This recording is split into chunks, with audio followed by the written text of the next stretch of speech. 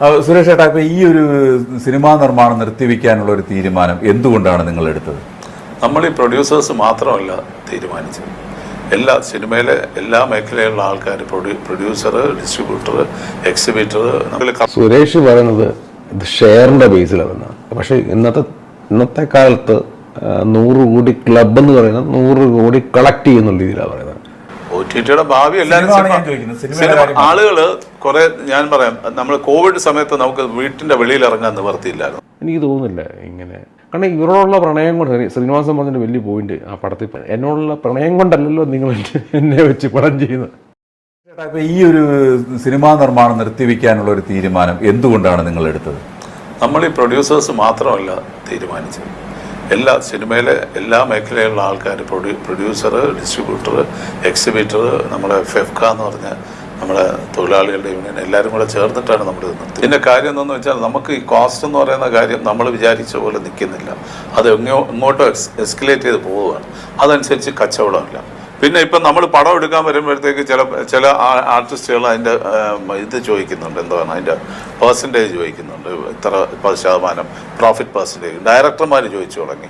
ഇതിങ്ങനെ വന്നു കഴിഞ്ഞപ്പോഴത്തേക്ക് നിർമ്മാതാവിന് നിക്കക്കള്ളി ഇല്ലാതെ വരുമ്പോഴേ നമ്മളിത് നിർത്തിവെക്കാനുള്ള തീരുമാനം. ചില സിനിമകൾ ഇങ്ങനെ ഈ റിലീസിന് മുമ്പ് തന്നെ അവർ ബ്രേക്ക് ഈവൻ ആയെന്ന് പറയാറുണ്ട്. അതായത് ഈ ടെലികാസ്റ്റ് റൈറ്റ് വിറ്റു, അല്ലെങ്കിൽ OTT റൈറ്റ് വിറ്റു, അതിലൊക്കെ എങ്ങനെയാണ്? അത് പണ്ട് കുറെ നാൾ മുമ്പ് നടന്നുകൊണ്ടിരുന്നത്. നമ്മുടെ ഈ കോവിഡിന്റെ സമയത്താണ് ഈ OTT ഏറ്റവും കൂടുതൽ പോപ്പുലർ ആയത്. ആളുകൾ വീട്ടിനകത്തിരുന്നപ്പോൾ വേറെ ഒരു ജോലി ഇല്ലാത്തതുകൊണ്ട് സിനിമ അല്ലാതെ വേറെ ഒരു ഇതില്ലായിരുന്നു. എല്ലാവരും വളരെ ഡിപ്രഷനിലും കാര്യങ്ങളും ഇരിക്കുമ്പോൾ അവർക്കൊരു റിലീഫ് സിനിമ. അപ്പം സിനിമകൾ ഇട്ട് കൊടുത്തപ്പം ഭയങ്കരമായ രീതിയിൽ വ്യൂവർഷിപ്പ് ഉണ്ടായി.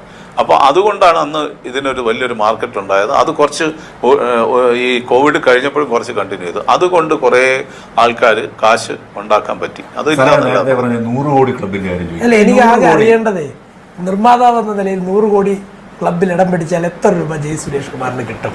എനിക്ക് 100 കോടി ക്ലബിൽ ഇടം പിടിച്ചാൽ എനിക്ക് 30 കോടി രൂപ, 30 കോടി അല്ലെങ്കിൽ 27.5 കോടി രൂപ കിട്ടും.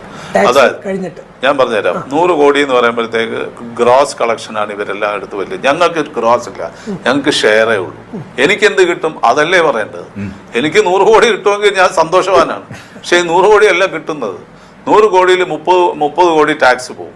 ആ ടാക്സ് പോയി 70 കോടി. 70 കോടി രൂപയുടെ 55% എക്സിബിറ്ററിന് പോകും അവരുടെ ഷെയർ ആയിട്ട്. അപ്പോൾ പിന്നെ നിങ്ങൾ കണക്ക് കൂട്ടിക്കും, 35 ലക്ഷം രൂപ വരും. 35 ലക്ഷം രൂപയ്ക്ക് പിന്നെ പ്രിന്റ്, പബ്ലിസിറ്റി, ബാക്കി കാര്യങ്ങൾ പോയാൽ നമുക്ക് എത്ര രൂപ കിട്ടും? അപ്പൊ അതാണ് ഈ 100 കോടി എന്ന് പറഞ്ഞ ക്ലബ്ബെന്നും പറഞ്ഞ് ഇവിടെ ഓരോരുത്തരും കൊട്ടി ഘോഷിച്ചാണ് നടക്കുന്നത്. നിർമ്മാതാവിന് ഇത്രേ കിട്ടത്തുള്ളൂ. മലയാളത്തിൽ മാക്സിമം കളക്ട് ചെയ്തിട്ടുള്ള ഒരു സിനിമ എന്ന് പറയുന്നത് 40 കോടി രൂപയല്ലേ വരത്തുള്ളൂ. 35-40 കോടി രൂപയുടെ ഇതുവരെ കളക്ട് ചെയ്തിട്ടുള്ളൂ. ഇനി അങ്ങോട്ട് ഇനിയിപ്പോൾ വരുന്ന എമ്പുരാനൊക്കെ ചിലപ്പം അതിൽ കൂടുതൽ. സുരേഷ് പറയുന്നത് ഇത് ഷെയറിന്റെ ബേസിലാണ്. പക്ഷെ ഇന്നത്തെ കാലത്ത് 100 കോടി ക്ലബ് എന്ന് പറയുന്നത് 100 കോടി കളക്ട് ചെയ്യുന്ന രീതിയിലാണ് പറയുന്നത്. ഇവരതിൻ്റെ ഷെയർസ്, ഇപ്പം നമുക്ക് ഒരു 100 കോടിയുടെ അതിലോട്ട് പോയി കഴിഞ്ഞാൽ ഒരു പ്രൊഡ്യൂസറിനെ സംബന്ധിച്ച് എല്ലാം കഴിഞ്ഞ് എഴുന്നതിൻ്റെ എത്ര ഷെയറാണ്? 40 ആയിരിക്കും വരുന്നത് ചിലപ്പം. അതുപോലെ ബാക്കിയൊക്കെ ഡിവൈഡ് ചെയ്ത് വലുതായിട്ട് പോകുമല്ലോ. പിന്നെ ഇവിടുത്തെ ഏറ്റവും വലിയ പ്രശ്നം സുരേഷിൻ്റെയൊക്കെ ഈഗോ പ്രോബ്ലമാണ് ഇവിടെ ഞാൻ മനസ്സിലാക്കുന്നത്. കാരണം ഇവരിത് പറയുമ്പം ഇദ്ദേഹത്തിൻ്റെ സുഹൃത്തുക്കളായ മോഹൻലാലും മമ്മൂട്ടിയും, നമുക്കറിയാം മോഹൻലാലിൻ്റെയൊക്കെ പ്രിയദർശൻ്റെയൊക്കെ പടങ്ങളിൽ പുള്ളി ചെയ്തിട്ടുള്ളതാണല്ലോ. അപ്പം ഈ അവിടെയൊക്കെ പ്രൊഡ്യൂസേഴ്സ് എന്ന് പറയുന്നത് ആക്ടർ തന്നെയാണല്ലോ, മോഹൻലാൽ തന്നെയല്ലേ പ്രൊഡ്യൂസ് ചെയ്യുന്നത്. അപ്പം മോഹൻലാൽ പ്രൊഡ്യൂസർ ആകുമ്പം പുള്ളി ആക്ടറല്ലേ. അന്നൊക്കെ പണ്ട് കാലങ്ങളിൽ തിയേറ്ററിൽ 100 ദിവസക്കണക്കായിരുന്നു. നമുക്ക് ഞാൻ ഓർക്കുന്നുണ്ട്, ദിവസം 100 കോടി 101 കോടി എന്നൊക്കെ പത്രത്തിൽ എഴുതിക്കൊണ്ടിരുന്നത്. ഇന്നിപ്പം ക്ലബ്ബ് എന്ന് കാലഘട്ടം മാറുന്നതിനനുസരിച്ച് ടേംസ് മാറുന്നു, അതിനെ അക്സെപ്റ്റ് ചെയ്യുക. പിന്നെ ഷെയർസ് ചോദിക്കുന്നു. അത് മറ്റ് രാജ്യങ്ങളിലും ഡയറക്ടേഴ്സും ആക്ടേഴ്സൊക്കെ പെർസെൻറ്റേജ് ചോദിക്കാറുണ്ട്. ഒന്നാമത്തെ കാര്യം, ഇപ്പോൾ ഇവർക്ക് ഇന്ന ആക്ടറിനെ വെച്ച് ചെയ്യണം എന്ന് നിർബന്ധം ഉണ്ടെങ്കിൽ അവരുടെ ടേംസ് ആൻഡ് കണ്ടീഷൻസ് അംഗീകരിക്കുകയല്ല, വേറെ നിർത്തില്ല. അല്ലെന്നുണ്ടെങ്കിൽ നിങ്ങൾ പുതിയൊരു ആർട്ടിസ്റ്റിനെ വെച്ച് ചെയ്യുക, പ്രശ്നം തീർന്നില്ലേ. അപ്പം എന്താ നിങ്ങൾ ഇവരുടെ അടുത്ത് പോകുന്നത്? ഇവരോട് പ്രണയം കൊണ്ടൊന്നും അല്ല ശ്രീനിവാസൻ പറഞ്ഞത്, എന്നോടുള്ള പ്രണയം കൊണ്ടൊന്നും അല്ലല്ലോ ശ്രീനിവാസൻ ചെയ്യുന്നത്. ഈ ആക്ടേഴ്സിനോടുള്ള പ്രണയം കൊണ്ടൊന്നും അല്ലല്ലോ. നിങ്ങൾക്ക് ഈ ആക്ടറിനെ നല്ല രീതിയിൽ വിലയ്ക്ക് വാങ്ങി വിൽക്കാൻ പറ്റും എന്നുള്ളൊരു കോൺഫിഡൻസ് ആണ്. അപ്പം ആ ആക്ടറിനെ വിറ്റാൽ കൊട്ടപ്പടി കിട്ടുമെന്ന് ആ ആക്ടറിനറിയാം.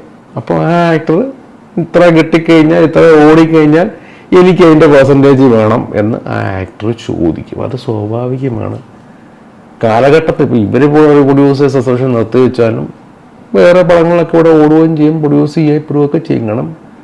നമ്മൾ ലോട്ടറി എടുക്കുന്ന പോലെ ധ്യാനിനെ പോലുള്ള ആർട്ടിസ്റ്റിനെ വെച്ച് ഒരു ചെറിയ അവരവരെ ആകാവുന്ന രീതിയിൽ ഒരു ഇൻവെസ്റ്റ്മെൻറ്റ് നടത്തി അതിൽ നിന്ന് കൂടുതലെടുക്കുക എന്നാണ് അവരവിടെ ചിന്തിക്കുന്നത്. ഇത് വർക്കൗട്ട് ആകാതെ വരുമ്പോഴാണ് ദേഷ്യം വരുന്നത്. ഇപ്പം നമ്മളൊന്ന് സെലക്ട് ചെയ്യുന്ന കഥയെക്കുറിച്ച് നമുക്കൊരു കോമൺ സെൻസ് വേണം. മാടമ്പിപ്പറകൾ മാറി, കാലഘട്ടം മാറി, ട്രെൻഡ് സെക്ടർ മാറുമ്പോൾ നമ്മൾ ട്രെൻഡ് സെക്ടറിനനുസരിച്ച് മാറാനുള്ള ചിന്താഗതി നമുക്കും വേണം. ഞാൻ ഇങ്ങനെയുള്ള പടങ്ങളെ ചെയ്യുമെന്ന് വിചാരിച്ചുകൊണ്ട് വീണ്ടും വീണ്ടും വീണ്ടും പടം ചെയ്താൽ 8 കൊല്ലം പൊട്ടിപ്പാളിഷാണ്. അതിനിപ്പം കാലഘട്ടത്തിനനുസരിച്ച് ആക്ടേഴ്സിന്റെ വ്യത്യാസമാണ്. പണ്ട് നിങ്ങളുടെ ബാല്യകാലങ്ങളിൽ ആക്ടേഴ്സ് മേടിച്ചുകൊണ്ടിരുന്ന ചിലപ്പം ഒരു പടത്തിന് 5 ലക്ഷം ആയിരിക്കും, ഇന്ന് ചിലപ്പോൾ അവർ മേടിക്കുന്നത് 2 കോടിയായിരിക്കും. ഇതെല്ലാം കൊടുക്കുന്നത് നിങ്ങളെപ്പോലുള്ള പ്രൊഡ്യൂസേഴ്സ് തന്നെയാണ്. ഒരിടയ്ക്ക് ഒരു പറഞ്ഞുകൊണ്ടിരുന്ന സിനിമ നശിപ്പിച്ചുകൊണ്ടിരുന്ന റിവ്യൂവേഴ്സ് ആകുന്നുണ്ട്. യൂട്യൂബേഴ്സ്, റിവ്യൂവേഴ്സ് നെഗറ്റീവ് പറയുന്നു, ഡീഗ്രേഡ് ചെയ്യാൻ നോക്കുന്നു എന്നൊക്കെ പറഞ്ഞുകൊണ്ടായിരുന്നു. കഴിഞ്ഞ ദിവസം ജോർജിന്റെ ഒരു പടം ഇറങ്ങും. പുള്ളി ആ പടത്തെ കുറിച്ച് ആരെന്ത് ചോദിച്ചപ്പോൾ നിങ്ങളെന്താ നെഗറ്റീവ് സ്പ്രെഡ് ചെയ്യാൻ ശ്രമിക്കുക, നെഗറ്റീവ് സ്പ്രെഡ് ചെയ്യാൻ.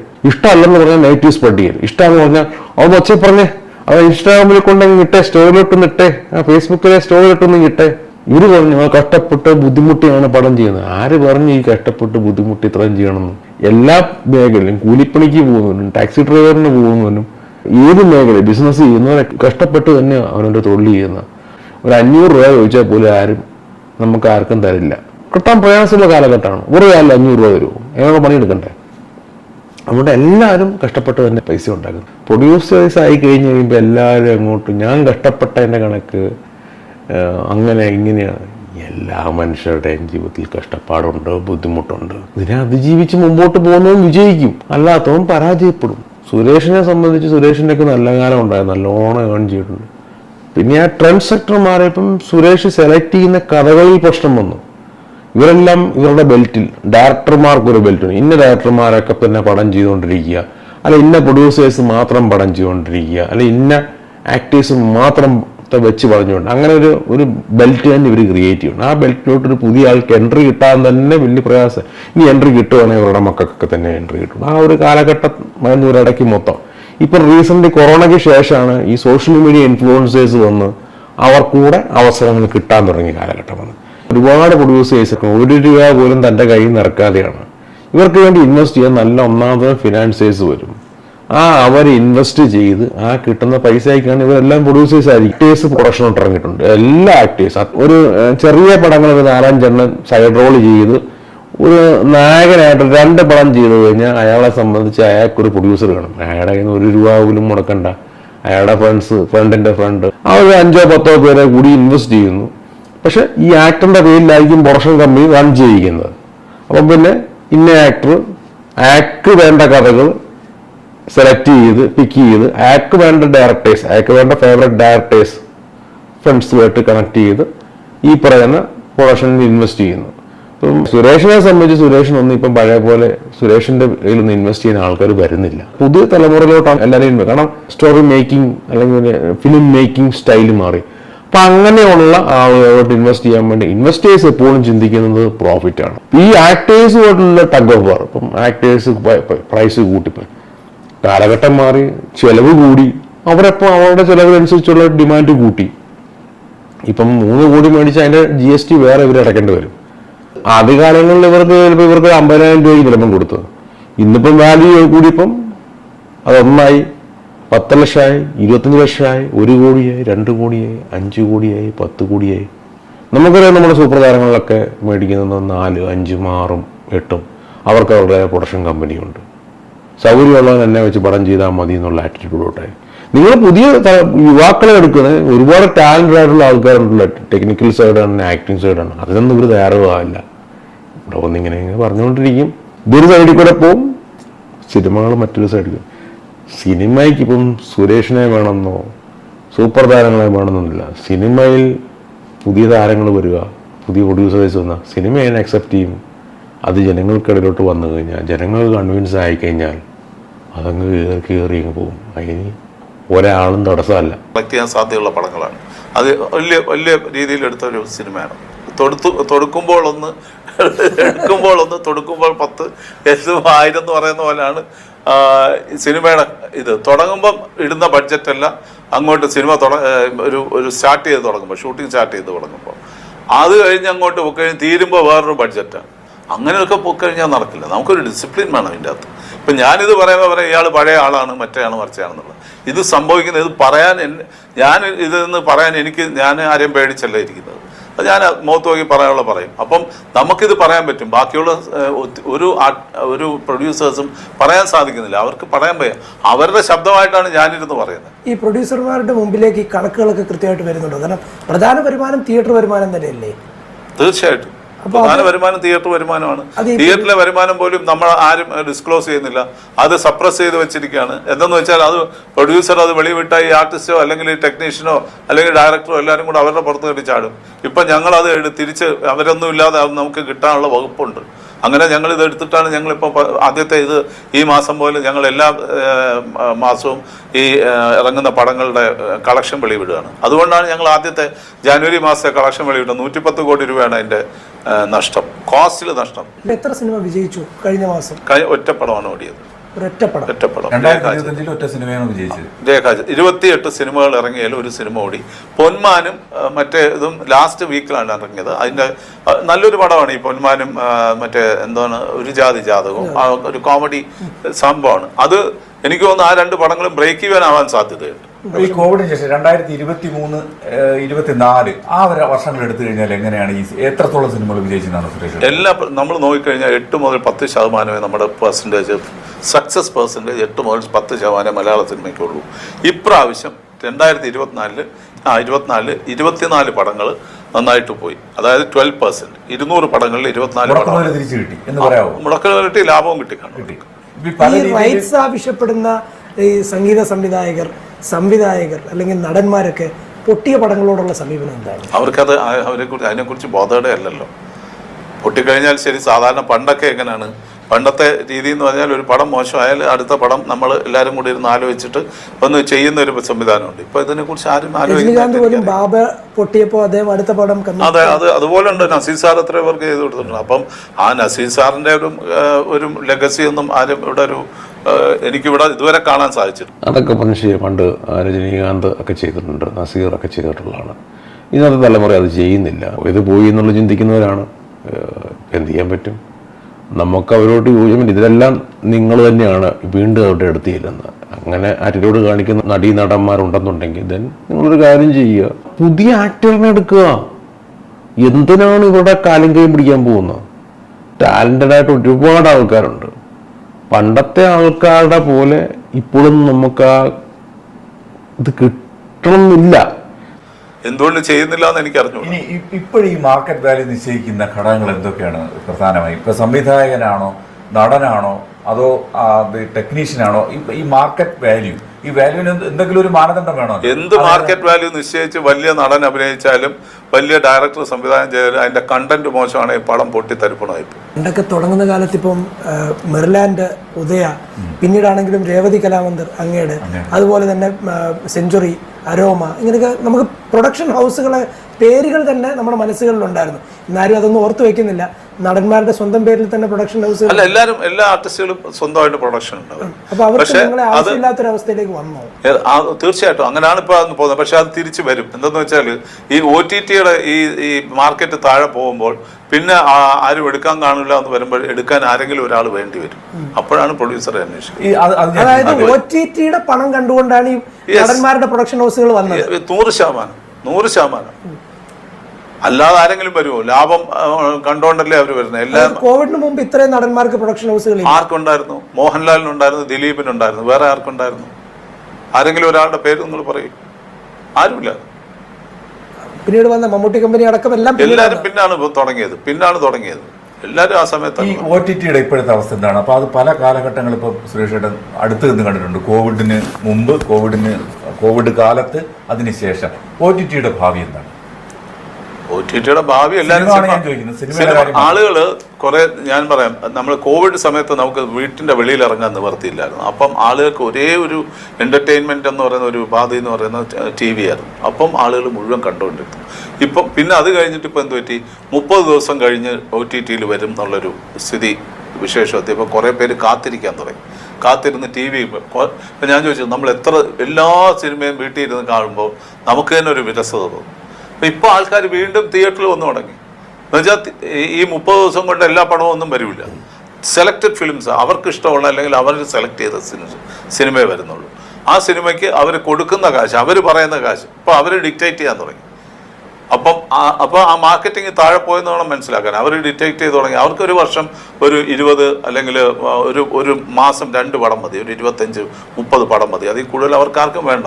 നമുക്കിവിടെ 200 പടം ഇറങ്ങുന്നുണ്ട്. ആമസോണും ഇവരൊക്കെ എടുക്കാന്ന് പറഞ്ഞാൽ അവർ തമ്മിൽ തന്നെ അങ്ങോട്ടും ഇങ്ങോട്ടും ചെറിയൊരു ഇതുണ്ടാവും. ഇപ്പൊ പല പടങ്ങളും വരുന്നില്ല, OTT-ലൊന്നും വരുന്നുണ്ട്, പേപ്പർ വ്യൂ എന്നും പറഞ്ഞിട്ട് വരുന്നുണ്ട്. അങ്ങനെ വരുന്നു. അതെങ്ങനെയാണ് ഈ പേപ്പർ വ്യൂ എന്താണ്? അതായത് ഒരു പ്രാവശ്യം കാണുമ്പോൾ ഇത്ര രൂപ. ആമസോൺ അവർ 8 രൂപയാണ് കൊടുത്തുകൊണ്ടിരുന്നത്. ഒരു 2 മണിക്കൂർ പടത്തിന് 8 രൂപ എങ്ങാണ്ടാണ് അവർ ചാർജ് ചെയ്തുകൊണ്ടിരുന്നത്. ഇപ്പോൾ അവർ 4 രൂപയാക്കി. അപ്പോൾ ഉള്ളതും കൂടെ പോയി. അപ്പോൾ എത്ര ഒരു പടത്തിന് അത് കിട്ടണമെന്നുണ്ടെങ്കിൽ എത്ര രൂപയാണെന്ന് ആലോചിച്ചു. തിയേറ്ററിൽ ഓടിയ പടമാണോ അല്ലാത്ത പടമാണോ അവർ ഏറ്റെടുത്തത്? അല്ലല്ല, ഓടിയ പടങ്ങൾ എടുക്കുന്നുണ്ട്, ഓടാത്ത പടങ്ങളും ഇപ്പൊ അവർ ചിലത് വരുന്നുണ്ട്. അതിൽ അവര് തിയേറ്ററിൽ ഈ വൈഡ് റിലീസ് സംവിധാനം വന്നു. മറ്റേ ഈ തിയേറ്ററുകളുടെ നിലവാരം ഭയങ്കരമായിട്ട് മെച്ചപ്പെട്ടു. ഇപ്പം ഈ വലിയ മോളുകളിൽ തിയേറ്ററുകൾ വന്നു. അത് എത്രത്തോളം മാറ്റമാണ് വരുത്തിയത്? അതുകൊണ്ട് അല്ല, വലിയ രീതിയിലുള്ള മാറ്റമാണ് വരുത്തിയത്. അത് നല്ല വലിയ പടങ്ങൾ, നല്ല രീതിയിൽ പോകുന്ന പടങ്ങൾക്ക് ഗുണമാണ്. അല്ലാത്ത പടങ്ങൾ എന്നൊക്കെ പറയുന്നത് ഇപ്പോൾ തിരുവനന്തപുരത്ത് നമ്മൾ ചെറിയൊരു പടം റിലീസ് ചെയ്താൽ ഒരു 4-5 തിയേറ്ററിൽ റിലീസ് ചെയ്താൽ ഇത് സ്കാറ്റേർഡ് ആയിട്ട് പോകും. നമ്മൾ തന്നെ കാണാം, അയ്യോ 15 പേരേ ഉള്ളൂ, ആരുമില്ല, വെളിയിൽ ഇറങ്ങി പറയും ഒരു തിയേറ്ററിൽ. പിന്നെ ഇപ്പം ഉള്ള പ്രവണത എന്ന് പറയുന്നത് തിയേറ്ററിൽ ആളെ കയറ്റാനായിട്ട് പ്രൊഡ്യൂസർ കാശ് മുടക്കുന്ന ഒരു പടം, അതും കൂടെ മുടക്കി വേണം ഇപ്പോൾ ആളെ കയറ്റാനായിട്ട് പൈസ മുടക്കണം. ചില സിനിമകൾക്ക് 1 കോടി രൂപ വരെ മുടക്കിയിട്ടുണ്ട്. അതായത് ഫ്രീ ആയിട്ട് ടിക്കറ്റ് എടുത്തു കൊടുക്കും. ഇപ്പം എറണാകുളത്ത് ചുറ്റുവട്ടത്തുള്ള ഫ്ലാറ്റുകളിലുള്ള ആൾക്കാരൊക്കെ സിനിമ കാണുന്ന ഫസ്റ്റ് ഡേ എങ്ങനെയെന്ന് വെച്ചാൽ അവർക്ക് ഫ്രീ ആയിട്ട് ടിക്കറ്റ് കിട്ടും.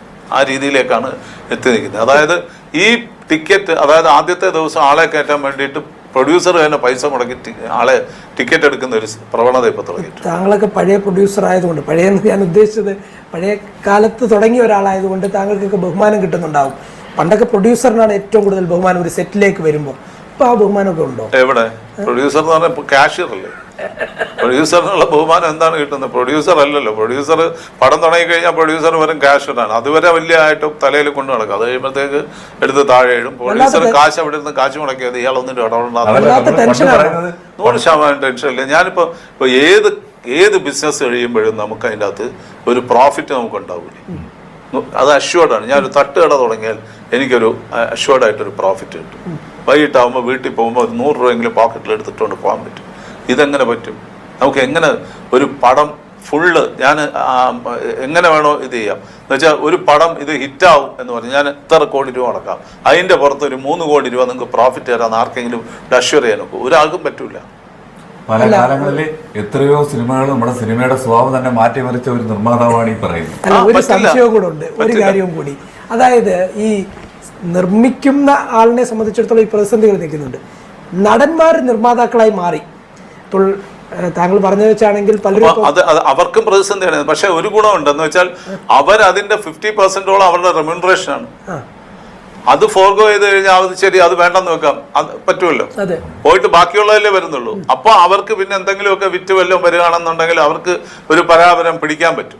റെമ്യൂണറേഷന്റെ കാര്യം പറഞ്ഞിട്ടാണ് ഈ ഇത്രയും പ്രതിസന്ധി ഉണ്ടായിട്ട് ഈ താരങ്ങളുടെ പ്രതിഫലത്തിന്റെ കാര്യത്തിൽ പണ്ടും നിർമ്മാതാക്കൾ പറഞ്ഞിട്ടുണ്ട്, പലപ്പോഴും ആവശ്യപ്പെടുന്നതാണ് നിർമ്മാതാക്കളുടെ പ്രതിഫലം, നിർമ്മാതാക്കളുടെ അല്ല, ഈ താരങ്ങളുടെ പ്രതിഫലം സംബന്ധിച്ച് അതിലെന്തെങ്കിലും വ്യത്യാസം ഉണ്ടായിട്ടുണ്ടോ? താരങ്ങളുടെ പ്രതിഫലത്തിന്റെ ഒരു നിലവാരം ഇടയ്ക്ക് ഞങ്ങൾ ഒന്ന് സംസാരിച്ച് അമ്മയായിട്ട് സംസാരിച്ച് കഴിഞ്ഞാൽ കുറെ നാളത്തേക്ക് അത് ഹൈക്ക് ചെയ്തില്ല. അവർ ആ ഒരു ലെവലിൽ നിന്നു.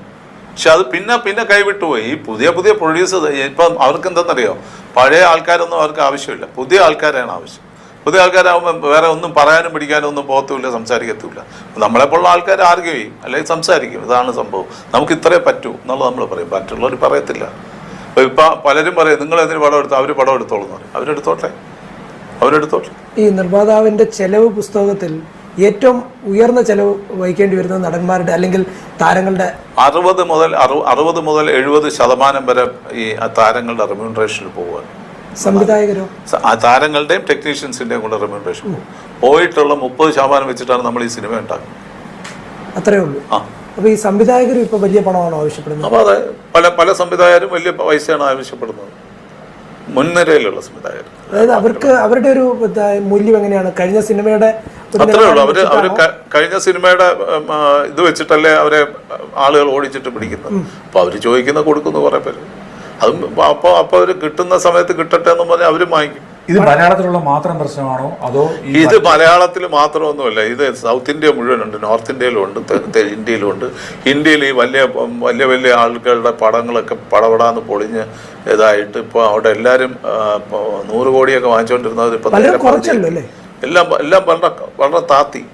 എന്നുവെച്ചാൽ ഇനി പ്രൊഡ്യൂസറിന് നഷ്ടം വരുമ്പോൾ പിന്നെ അവരാരെങ്കിലും തിരിഞ്ഞു നോക്കും? ഇല്ലല്ലോ, അതല്ലേ പറ്റുന്നത്.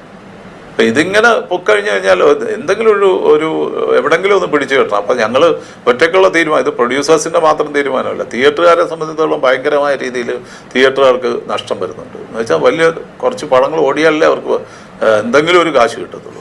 ഒരു മാസം ഒരു തിയേറ്ററിൽ 2.5 മുതൽ 3 ലക്ഷം രൂപ വരെ ഇലക്ട്രിസിറ്റി ചാർജ് പോയിട്ട് ബാക്കിയുള്ള കാര്യങ്ങൾ എല്ലാം കൂടെ എങ്ങനെ അവർ മെയിൻറ്റെയിൻ ചെയ്ത് ശമ്പളം കൊടുക്കണം, ബാക്കി ടാക്സ് അടയ്ക്കണം. ടാക്സ് ഇപ്പം നമ്മൾ 30% ടാക്സാണ് ഇവിടെ. നമ്മൾ എൻ്റർടൈൻമെൻറ്റ് ടാക്സ് ഡബിൾ ടാക്സ് ആണ് ഇപ്പം നമുക്ക്. GST ഉണ്ട്, അതിൻ്റെ പുറത്ത് എൻ്റർടൈൻമെൻറ്റ് ടാക്സിൻ്റെ പുറത്ത് GSTയും കൂടെ ഉണ്ട്. അപ്പം നമുക്ക് 30% ഇപ്പോൾ ടാക്സ് വരുന്നത്. ഈ സംവിധായകൻ പറയുന്ന ഒരു കഥയുടെ അനുസരിച്ച് ഒരു പാട്ട് തയ്യാറാക്കാൻ പാട്ടെഴുത്തുകാരനെ കൊണ്ടുവരേണ്ടത് നിർമ്മാതാവ്, അതിന് ചിട്ടപ്പെടുത്താൻ സംവിധായകനെ കൊണ്ടുവരുന്നത് നിർമ്മാതാവ് തന്നെ. പാട്ട് പാടുന്ന ആളുകളെ നിശ്ചയിക്കും, അവരെയും കൊണ്ടുവരണം, പൈസ കൊടുക്കണം. ഇത് കഴിഞ്ഞ ശേഷം സംഗീത സംവിധായകൻ എങ്ങനെയാണ് ഓഡിയോ റൈറ്റ്സ് ആവശ്യപ്പെടുന്നത്? അതാണ് ആവശ്യം, അതാണ് ഇപ്പോഴത്തെ, അതല്ലേ പറഞ്ഞത്. അല്ല, അതിനെന്ത് ന്യായമാണ്? അത് ന്യായമില്ലാത്തതുകൊണ്ടല്ലേ നമ്മളിത് പറയുന്നത്. അത് ന്യായമില്ല, അന്യായമായിട്ടുള്ള കാര്യം പറയുമ്പോൾ നമ്മളത് വിളിച്ച് പറയണ്ടേ? ഇപ്പം ഞാൻ ചോദിച്ചു, ഒരു സംഗീത സംവിധാനം വീട്ടിൽ ഇരുന്ന് ഒരു പാട്ടുണ്ടാക്കി വെളിയിൽ ഇറക്കി ആര് കേൾക്കും? ഒരു സിനിമയിലൂടെ വന്ന് ഒരു സിനിമാ നടൻ അഭിനയിച്ച് അത് സ്ക്രീനിൽ കാണുമ്പോഴാണ് അത് പോപ്പുലർ ആവുന്നത്. 10 പേര് 1000കണക്കിന് ആൾക്കാരിരുന്ന് കണ്ട് അത് ആ ട്യൂൺ മനസ്സിൽ കയറിയാണ് ഇത്. അല്ലാതെ ചുമ്മാ ഇട്ടിട്ട് യൂട്യൂബിലിട്ട ആൾക്കാർ കാണും, എത്ര പേര് കാണും? അല്ല, അപ്പൊ അവരിത് ആവശ്യപ്പെട്ട് ചിലരൊക്കെ അംഗീകരിച്ചു കൊടുത്തതിന്റെ പേരിൽ കൊടുത്ത് കാണണം. അങ്ങനെയാണ് ഇപ്പം ഞാൻ അറിയുന്നത്. അപ്പോൾ അതും എല്ലായിടത്തും ഒരു മാറ്റം വരണം. അങ്ങനെ ഇത് ചുമ്മാ കൈവിട്ട് പോകുന്ന ഒരു കളിയല്ലല്ലോ. കോടിക്കണക്കിന് രൂപയില്ലേ നമ്മൾ വിചാരിക്കുന്ന. ഇപ്പം നമ്മൾ പണ്ട് 50 ലക്ഷത്തിന് 1 കോടിക്ക് അല്ലെങ്കിൽ ഒക്കെ ചെയ്തുകൊണ്ടിരുന്ന സിനിമകൾ ഇപ്പോൾ എത്രയോ കോടി രൂപയാവുന്നു. ഞാനിപ്പോഴും ഈ കഴിഞ്ഞ പടം ചെയ്തതും എനിക്ക് ഒരു കുഴപ്പമില്ലായിരുന്നു. എന്ന് വെച്ചാൽ തരക്കേടില്ലാതെ ആ പടം നമുക്ക് ബിസിനസ്സായി. അതാണ് ഞാൻ വീണ്ടും ഇപ്പം നമ്മുടെ അടുത്ത് പലരും ചോദിക്കും എന്ത് പടം ചെയ്യാത്തതെന്ന്. പണം ചെയ്യാത്തതല്ലേ, ഇപ്പം നമുക്ക് കയ്യിലിരിക്കുന്ന കാശും കൂടെ കൊണ്ട് കടിക്കുന്ന പട്ടിയെ വാങ്ങിക്കാനും അത് വേണ്ടെന്ന് വെച്ചു. നടന്മാർ ഈ ഒരു പ്രതിഫലത്തിനപ്പുറം എന്തൊക്കെയാണ് അവരിപ്പോൾ ആവശ്യപ്പെടുന്നത് പൊതുവിൽ? അല്ല, അവർക്ക് പ്രതിഫലം ഉണ്ട്. പ്രതിഫലം എന്ന് പറയുന്നത് പിന്നെ അവർ വരുന്ന തന്നെ ഒരു ജാഥ പോലുള്ള ആൾക്കാരുമായിട്ട് വരുന്നത്, അവരുടെ അസിസ്റ്റന്റ് മറ്റേത് മറിച്ചത് ആൾക്കാർ എല്ലാം കൂടെ വരുമ്പോഴത്തേക്ക് തന്നെ 7-8 പേരുണ്ട്. അവരുടെ ശമ്പളം തന്നെ വലിയൊരു ശമ്പളമുണ്ട്. ആ പൈസ പോലും പാവം പ്രൊഡ്യൂസറിന് തിയേറ്ററിൽ നിന്ന് കളക്ട് ചെയ്യുന്നില്ല എന്നുള്ള സ്ഥിതിയാണ് ഇവിടെ ഉള്ളത്. ഇത്രയൊക്കെ കൊടുത്ത ശേഷമുള്ള അഭിനയിച്ച പടങ്ങൾ ഇറങ്ങുമ്പോൾ അപ്പൊ ഈ കാരവൻ ഇത്തരം കാര്യങ്ങളൊക്കെ നമ്മളാണല്ലോ വഹിക്കേണ്ടത്. പിന്നെ എല്ലാവരും അത് തന്നെ. പിന്നെ കാരവൻ എന്നൊക്കെ പറയുന്ന ബേസിക് ഒരു നീഡാണ്, ആവശ്യമുള്ളതാണ്. അല്ല, പക്ഷെ ഞാൻ ചോദിച്ചത് ഈ കോസ്റ്റ് കട്ടിംഗ് ഒക്കെ സ്വന്തം സിനിമകൾ ഈ നടന്മാർ ഇറക്കുന്ന നിർമ്മാതാക്കളായി വരുന്ന സിനിമകളിൽ അവർ പാലിക്കുന്നുണ്ടോ? അതോ അവിടെയും ഏത് കോസ്റ്റ് കട്ടിങ്? അവർക്ക് കോസ്റ്റ് കട്ടിങ്ങിനെ കുറിച്ച് അവർക്കൊരു ബോധറേഷനും ഇല്ല. അവർക്ക് പടം എത്ര ഗംഭീരമാക്കാം. ഇപ്പൊ എല്ലാവരും പാൻ ഇന്ത്യൻ സിനിമകളെ കുറിച്ചാണ് ചർച്ച ചെയ്യുന്നത്. ചെറിയ സിനിമ ചെയ്യാൻ ഒരാളെടുത്ത് എന്ന് പറയാം, നമുക്ക് എല്ലാം പാൻ ഇന്ത്യൻ ലെവലിൽ ഏത് പടം ഓടിയിട്ടുണ്ട് മലയാളത്തിൽ നിന്ന് ഒരു പടം പറഞ്ഞു. ഇപ്പൊ മാർക്കോ എന്തോ ഒരു ചെറിയൊരു ഇതുണ്ടായിരുന്നു. പണ്ട് മിന്നൽ മുരളി എന്ന് പറഞ്ഞൊരു പടം ടൊബീനോടെ ഒരു ഇതുണ്ടാക്കി എന്നുള്ള അല്ലാതെ വേറെ ഒരു പടവും പാൻ ഇന്ത്യൻ ലെവലിൽ പോയ പടങ്ങൾ നിങ്ങൾ ഏതെങ്കിലും ഒരു സിനിമ അടുത്ത കാലത്ത് അങ്ങനെ ഒരു 1-2 സിനിമ പാൻ ഇന്ത്യൻ ലെവലിൽ എന്ന് പറഞ്ഞാൽ അങ്ങനെ ഒരു പോപ്പുലർ ആയിട്ടില്ല. ഇപ്പൊ പുഷ്പ എന്നൊക്കെ പറയുന്ന ഏതോ ലെവലിൽ പോയ പടങ്ങളാണ്. അങ്ങനൊന്നുമില്ല. ചെറിയ തോതിലൊരു അനക്കം മലയാള സിനിമയ്ക്ക് ഇത്രയും ഒരു സംഭവം ഉണ്ടാക്കി. ഇപ്പം ബീഹാറിലും പഞ്ചാബിലും ഒക്കെ ചെറിയൊരു രീതിയിലുള്ള ഒരു അനക്കങ്ങൾ ഉണ്ടാക്കി. പക്ഷെ അതിന്റെ കളക്ഷൻ നമുക്ക് വരണ്ടേ? അതുപോലെ തന്നെ ഈ കോപ്പിറൈറ്റിന്റെ പ്രശ്നങ്ങൾ പലപ്പോഴും വരാറുണ്ട്. ഇപ്പോൾ സുരേഷ് ഷെട്ടി എടുത്ത സിനിമയിൽ തന്നെ വേറൊരാൾ അതിൻ്റെ ഒരു പാട്ട് എടുക്കുകയാണെങ്കിൽ ഉടനെ കോപ്പിറൈറ്റ് പ്രശ്നമായിട്ട് പോകുന്നത് സംഗീത സംവിധായകനാണ്. അത് കോപ്പിറൈറ്റിന്റെ നിയമങ്ങൾ, കോപ്പിറൈറ്റ് നിയമം എന്ന് പറഞ്ഞാൽ ഇപ്പം നമ്മളിപ്പോൾ ഒരു സിനിമ ചെയ്തിട്ടുണ്ട്. ആ കോപ്പിറൈറ്റ് ഇപ്പം പലരും വിറ്റിട്ടുണ്ട്. പല കമ്പനികൾക്കാണ് അതിന്റെ കോപ്പിറൈറ്റ്. അതല്ലേ ഇപ്പം ഇളയരാജ ഒരു ഇത് അദ്ദേഹം സുപ്രീം കോടതിയിലൊരു ഇത് തോറ്റല്ലോ എന്ന് വെച്ചാൽ ആ കമ്പനി സരിഗമ എന്ന് പറഞ്ഞ കമ്പനിക്കാണ് കോപ്പി റൈറ്റ് എല്ലാം പ്രൊഡ്യൂസർ കൊടുത്തിരിക്കുന്നത്. പ്രൊഡ്യൂസറല്ലേ ഞാൻ ചോദിച്ചു നോക്കും, ഞാൻ കാശ് കൊടുത്ത് ഒരു പാട്ടുണ്ടായി കഴിഞ്ഞാൽ അത് എനിക്കല്ലേ, എൻ്റെ പ്രോപ്പർട്ടിയിൽ. അത് വേറൊരാളാണ് അവകാശപ്പെടുന്നത്. അഫ്കോഴ്സ് അവർക്കും എന്തൊക്കെയോ കിട്ടുന്നുണ്ട്. ഇപ്പം IPR നിന്ന് തന്നെ എന്തോ ചെറിയ ഒരു എഴുതുന്നവർക്കും അല്ലാതെ മ്യൂസിക് ചെയ്യുന്നവർക്കും ഒക്കെ അത് കൊടുത്തോട്ടെ. അതേപോലെ പ്രൊഡ്യൂസറിനും എന്തെങ്കിലും കിട്ടണ്ടേ? ഈ പാൻ ഇന്ത്യൻ എന്ന് പറഞ്ഞത് കൊണ്ട് ചോദിച്ചോ, ഈ പാൻ ഇന്ത്യൻ എന്നതിനപ്പുറം നമ്മുടെ ക്യാൻവാസ് ഇത്രയേ ഉള്ളൂ എന്ന് നടന്മാർ അല്ലെങ്കിൽ ആരെങ്കിലും ആവട്ടെ ഒരു സിനിമയ്ക്കകത്തുള്ളവർ തിരിച്ചറിയണ്ടേ നമ്മുടെ ക്യാൻവാസ് ഇതാണ്, ഇതിനകത്ത് നിന്നാലേ നമുക്ക് ചെയ്യാൻ കഴിയും എന്നവർ തിരിച്ചറിയാതിരിക്കുന്നത്. തിരിച്ചറിയാത്തതുകൊണ്ടാണല്ലോ ഈ ഇങ്ങനെ പറ്റുന്നത്. നമ്മളൊരു പാൻ ഇന്ത്യൻ സിനിമയ്ക്ക് പോകുമ്പോൾ അത്ര വലിയ രീതിയിലുള്ളൊരു സംഭവത്തിലേക്ക് പോകണം. ഇന്ത്യ മുഴുവൻ ഇത് കാണിക്കണം, ഇന്ത്യ മുഴുവൻ റിലീസ്. എത്രയോ പടങ്ങൾ അങ്ങനെ ഇന്ത്യ മുഴുവൻ റിലീസ് ചെയ്യാൻ പോയിട്ട് എല്ലാം പ്രശ്നത്തിലായി പോയിട്ടുണ്ട്. ഇതൊന്നും ആരും വെളിയിൽ അറിയുന്നില്ല. നമ്മൾ അവിടെ ഇരിക്കുന്നതുകൊണ്ട്, ഈ അസോസിയേഷനിൽ ഇരിക്കുന്നതുകൊണ്ട് നമ്മളിത് വിളിച്ചു പറയുമ്പോൾ നമ്മളാണ് ഇവരുടെ ശത്രുക്കൾ. എനിക്കതൊരു പ്രശ്നമില്ല. നമ്മളെ ശത്രുവായിട്ട് കാണാൻ ഉള്ള കാര്യം ഉള്ള പോലെ പറയട്ടെ. ഈ പ്രൊഡ്യൂസർമാരൊക്കെ വന്ന് കരയുന്ന നമ്മുടെ മുമ്പിലല്ലേ വന്ന് കരയുന്നത്.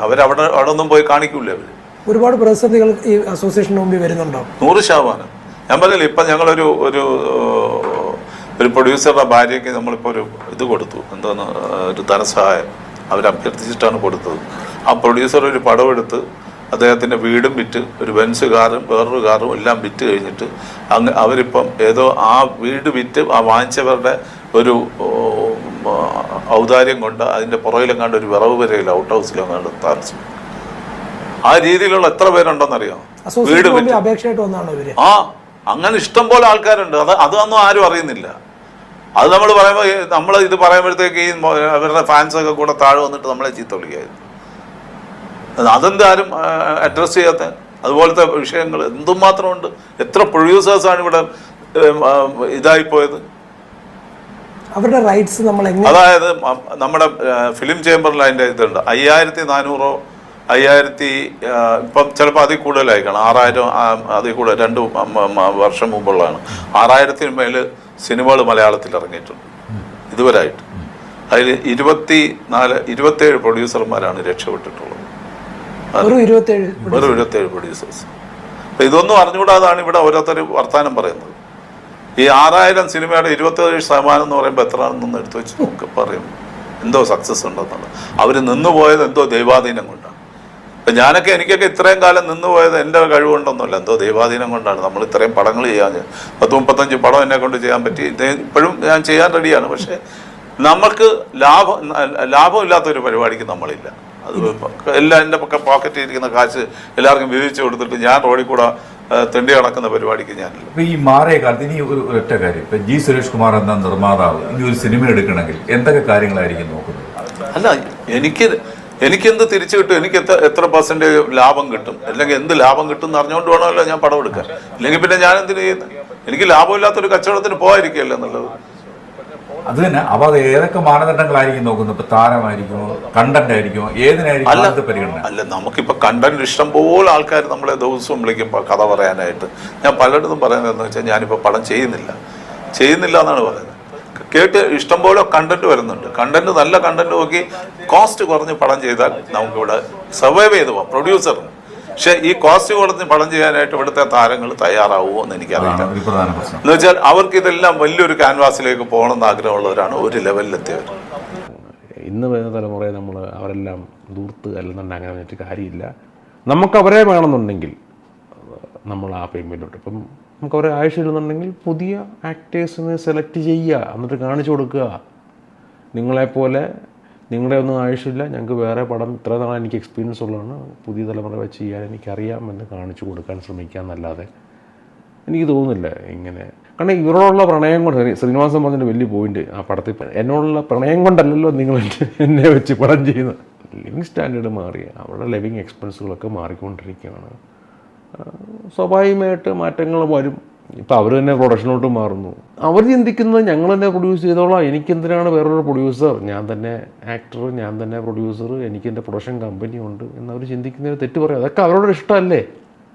ഇവിടെ തന്നെ റൂൾസ് ആൻഡ് റെഗുലേഷൻസ് ഉണ്ടോ? സിനിമയിൽ വരുന്നവരെല്ലാം ആക്ട് ചെയ്യുന്നവരാരും പ്രൊഡ്യൂസ് ചെയ്യാൻ പാടില്ല, പ്രൊഡ്യൂസ് ചെയ്യുന്നവരാരും ആക്ട് ചെയ്യാൻ പാടില്ല, ആക്ടേഴ്സ് ഇത്രയേ മേടിക്കാവുള്ളൂ, ഇതിനപ്പുറത്തോട്ട് മേടിക്കാൻ പാടില്ല. എല്ലാവരും റെമ്യൂണറേഷൻ കുറയ്ക്കട്ടെ എന്ന് നമുക്ക് പ്രതീക്ഷിക്കാം.